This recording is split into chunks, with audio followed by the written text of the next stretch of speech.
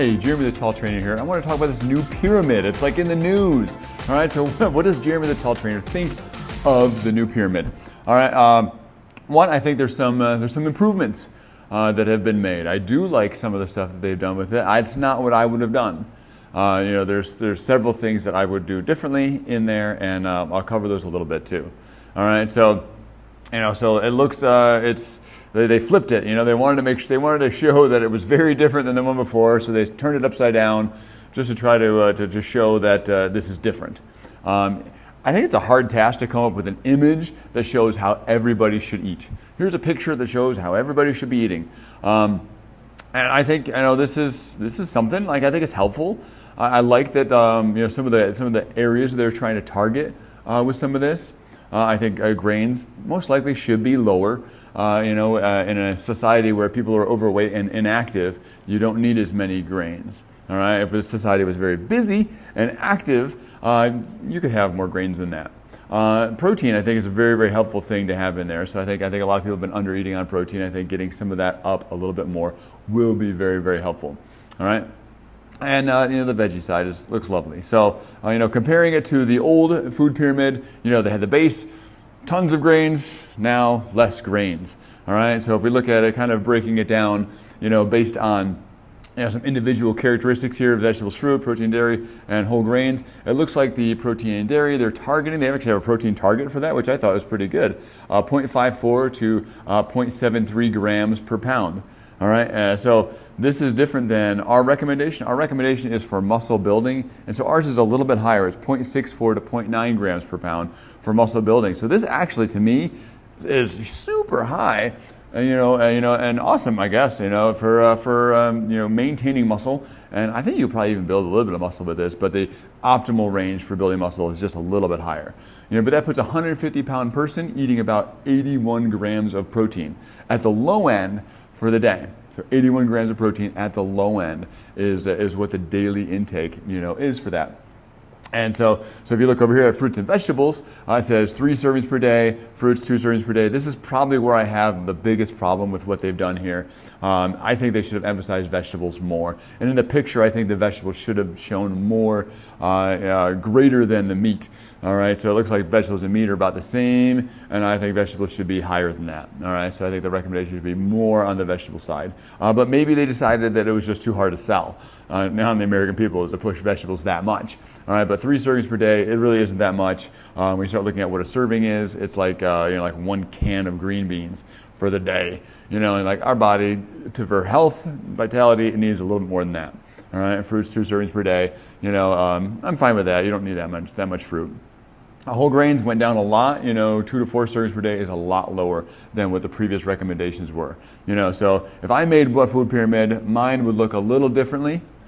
So this would be, I actually made this many years back, in fact. And so I said, I have water all around, surrounded by water. Water is a really big, important thing that we need to be taking in, and it's not done enough. Then vegetables, big base. Even if vegetables make up half of what's on your plate, half of the visual look of what you're eating, it's still only going to represent maybe 10% of the calories of what you're eating.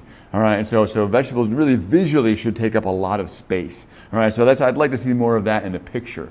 That visually vegetables are owning as much space as possible. Then protein and fruit. I put protein because I'm fine if if we're talking about sort of soy.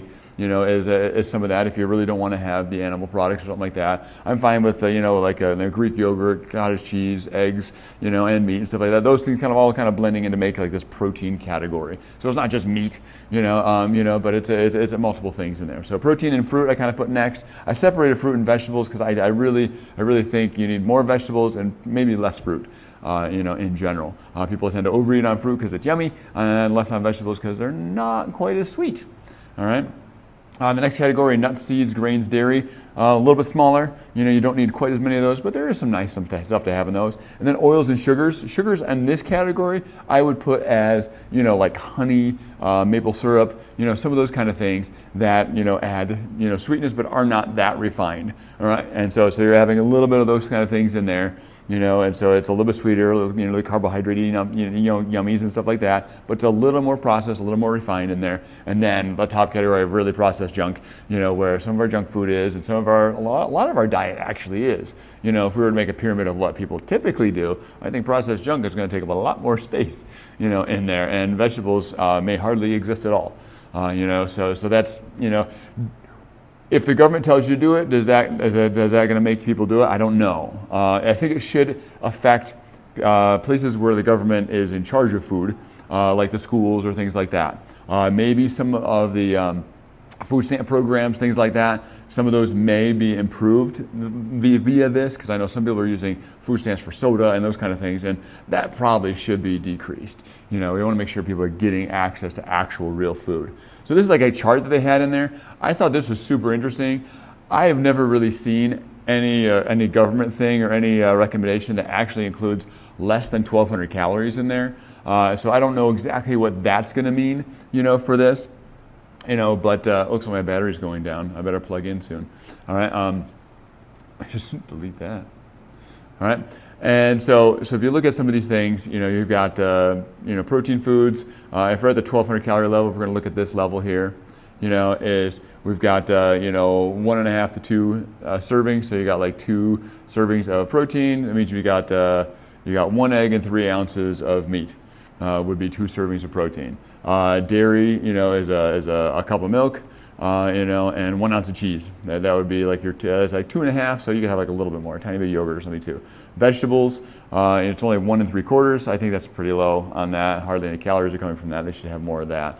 1 fruit, whole grains. You know, basically, if you have half a cup of cooked oats, you know, some oatmeal in the morning, you know, and 2 slices of bread, you have gone over your recommendation, you know, for the day. So that's pretty tight on that. Most people are having more grains than that. And then healthy fats, you know, is, you know, 2.5 servings of that. So, you know, no issues with that as much, except that it really is, I mean, people would notice a reduction in, you know, certainly the grains category. You know, they'll feel that a little bit. All right, so another thing they mentioned in there, and I'm a fan, and other people may not be a fan, of this is they talked about limiting alcoholic beverages. Consume less alcohol for better overall health. You know, some people should completely avoid it, you know, be aware of how addictive it is. And this top paragraph is what they actually said in there. And I looked up, you know, what the other associations are saying. So American Heart Association used to be like there were some studies that came out that were like, you know what, for your heart, you know, alcohol is a good thing. What they really found is there was a lot of conflicting variables in those studies. I kind of was aware of that a little bit, you know, and so I have many other reasons that I don't drink. But my health is one of them. My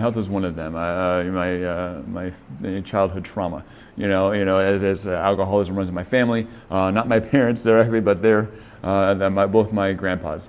You know, and so I think alcohol is a really dangerous thing to mess with, but it also is not good for our health. So American Heart Association now used to be like, you know, maybe a little moderation. Drink alcoholic beverages only in moderation, if at all, is what they're saying. If you do drink, be sure to understand the potential effects on your health, and don't start drinking for health benefits. These are unproven.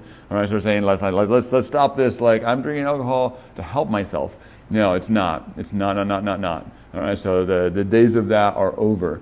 All right, the World Health Organization, in fact, has said, you see at the bottom here, no level of alcohol consumption is safe for our health. All right, they say the risk start with 1 drop.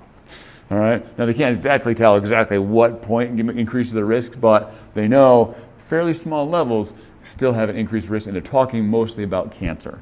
Mostly about cancer as they're going through this. So, what do I think, you know, you should do about this? I don't know.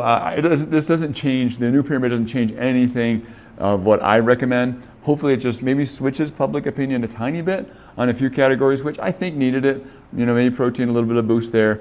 Hopefully, the veggies get some boost. I think not as much as they needed to.